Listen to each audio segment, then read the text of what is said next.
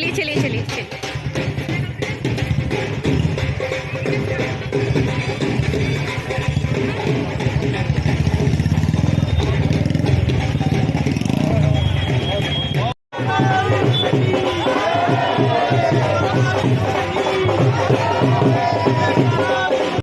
नमस्कार, आप देख रहे हैं पर्वतवाणी लाइव और मैं हूं आपके साथ दीपक सिंह गोलू।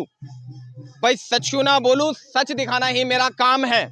मैं आज ऋषिकेश विधानसभा के रायवाला ग्राम में आया हूं। आपने एक कहावत सुनी होगी कि यदि हौसले बुलंद हो तो कोई भी ऐसा काम नहीं है जो नामुमकिन हो, और इसी मिसाल को कायम किया है एक 19 वर्षीय रायवाला क्षेत्र के एक लड़के ने, जिनका नाम है तनिष गिरी ने एक ऐसा कारनामा करके दिखाया है जिससे युवाओं को सीख लेनी चाहिए। आपको एक ऐसे शख्स से, एक ऐसे युवा से मिलवाएंगे जिन्होंने साइकिल से 1 महीना और लगभग 4 दिन में पंचबद्री, पंच केदार और 4 धाम की यात्रा को संपन्न किया है। जी हाँ, आपने बिल्कुल ठीक सुना।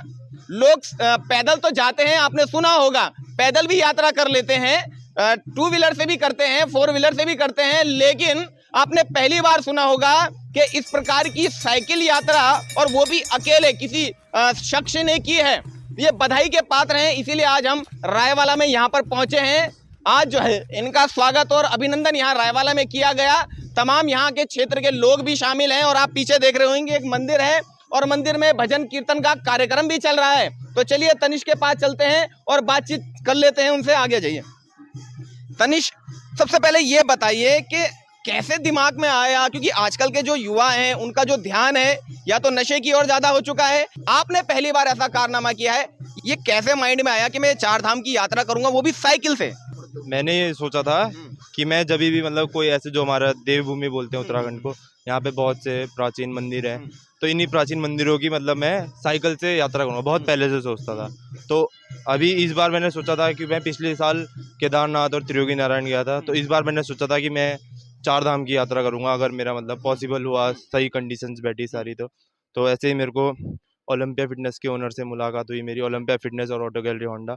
उन्होंने मेरे को इस ट्रिप के लिए स्पॉन्सर करा, और उन्होंने स्पॉन्सर करा तो उनको मैंने बताया कि मैं ऐसे साइकिलिंग करता हूँ, फुटबॉल भी खेलता हूँ, मीन्स मैं कर सकता हूँ ये। तो उन्होंने मेरे ऊपर भरोसा दिखाते हुए मेरे को इस करा। 5 जुलाई को मैं 5 दिन बाद मैं यमुनोत्री, उसके बाद धीरे धीरे करते 3 धाम होने के बाद मैंने पंच केदार शुरू करा, क्योंकि 3 जो हमारा पंच केदार में आता है, केदार के, उसके बाद मथुर, तुंगनाथ, रुद्रनाथ, कल्पेश्वर।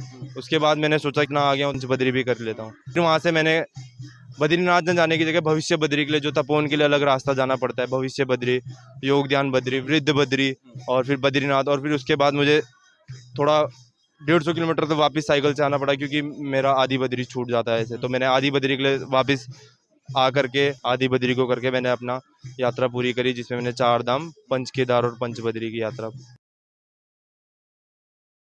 तनिष, एक बात बताइए, अगर इस टोटल यात्रा को काउंट करें तो कितना किलोमीटर हो जाएगा? लगभग मेरे ख्याल से 1700 से 1800 1700-1800 किलोमीटर होगा। हाँ जी। तो परिवार वाले इस बात के लिए राजी हो गए थे कि नहीं आप चले जाइए, वो भी अकेले? हाँ, वो मैंने जैसे उन्हें बताया कि मैं इतनी तारीख को जाऊंगा, ज़्यादा भी नहीं, 5-6 दिन पहले ही बताया। तो उन्होंने सिर्फ पूछा कब निकलना, कैसे वैसे, फिर वो भी प्रिपरेशन में जुड़ गए कि हाँ कैसे होगा। बस उन्होंने पूछा, ज़्यादा मीन्स परमिशन उनकी पहले से ही, बस वो देखना चाह रहे थे कि आप प्रिपरेशन है, हाँ जा पाएगा कि नहीं जा पाएगा। उन्होंने पूछा मौसम, मैंने कहा हो जाएगा, हुआ है तो इतना सब कुछ मिला है तो हम कैंसिल नहीं कर सकते हैं। लेकिन एक बात और बताइए, क्या पहले कभी किसी ने इस प्रकार का कोई रिकॉर्ड बनाया है, कोई दर्ज है आपकी दृष्टि में?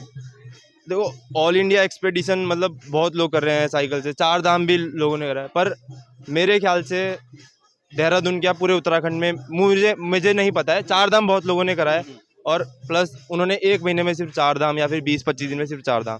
मैंने 1 महीने 4 दिन में 4 धाम, पंच केदार और पंच बद्री, तीनों चीज़ों के दर्शन करे हैं, सिर्फ 1 महीने 4 दिन। मुझे ऐसा लगता है, बाकी बाहर का तो मैं मान ही नहीं सकता कि बाहर वालों को तो किसी को पंच केदार और पंच बद्री के बारे में पता नहीं होगा, बस सिर्फ उत्तराखंड वालों को भी। तो उत्तराखंड में मुझे लगता नहीं है, बाकी कोई होगा तो पता नहीं, और होगा भी तो मुझे नहीं लगता है कि इतने टाइम में किसी ने करा होगा। तो आपको क्या लगता है, आपका नाम गिनीज बुक में दर्ज होना चाहिए? गिनीज बुक में तो नहीं होगा कभी कोई, मतलब ये बहुत बड़े वो होते हैं, जैसे मतलब बाहर पे भी बहुत ज़्यादा प्रसिद्ध होते तो ऑफ कोर्स हो सकता था, पर ये सिर्फ हमारे उत्तराखंड में ही है तो शायद ना हो, पर तभी भी मतलब मेरे लिए तो बहुत अच्छा है। मेरी इस उम्र में मैंने इतना सब कुछ करा है, और वैसे भी अभी तक कोई नहीं है जितना मुझे पता है, बाकी कोई होगा ऐसे तो अच्छा, पता ये नहीं। क्षेत्र के जो लोग हैं इनका कितना रिस्पांस मिल रहा है, कितना आशीर्वाद मिल रहा है अभी आप? सबका आशीर्वाद है, सब लोग इतना लेने आए तो सबका आशीर्वाद। दादाजी पूरे नाम रोशन कर दिया, क्या कहेंगे? ये पूरी पीढ़ी का रोशन कर दिया। जी। जो तरना था पीढ़ी तक का इन्होंने दिया। जी। बहुत खुशी हो रही है, कितनी खुशी हो रही है मैं वर्णन नहीं कर पा रहा हूँ, बहुत खुशी हो रही है। सोचा था कभी तनिष इतना बड़ा काम कर देंगे? बिल्कुल, कितनी खुशी है आज? बहुत ज्यादा, बहुत ज्यादा। अच्छा, यहाँ की जनता में भी खुशी का माहौल देखने को मिल रहा है। सबको सब खुश था, क्योंकि इस गांव का बच्चा ऐसा काम करके आया तो गांव, पूरे गांव का नाम रोशन हो गया। अच्छा, क्या चाहते हैं, क्या सपना है तनिष की, क्या बने?